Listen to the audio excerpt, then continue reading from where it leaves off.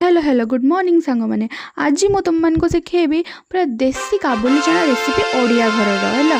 प्रथमे मु मसला सब बाटिकी प्याज फ्याज काटी कुटाकी रखीदे। एबे प्रथमे कड़ाई तेल गरम करवा। तेल गरम होगापर सब गोटा गरम मसला देकी प्याज दबा। प्याज टिके लाल हो गले अदा रसुण बटा को देकी को सब टाइप गुंड मसला को देकी प्रथमे कषि नवा। तापरे दही दबा टिके खट्टापन टिके मिठा लगे दही टिके चीनी गोलेकी दे देथिबे हैला। तापरे दही देला परे गरम मसला दबा। गरम मसला कषि हो सारा परे काजू बटा दे दबा।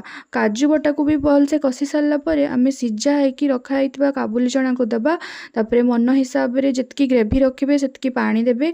पानी दे सारा परे टिके फुटी जिवो आ ऊपर कस्तूरी मेथी टिके पके देकी आपनकर प्रस्तुत हो जिवो देसी ओडिया घरर काबुली चना। आपको आपण कोनोसी जे कोनोसी पर्वपर्वाणी रे पिठा हो रुटी हो परोटा सहित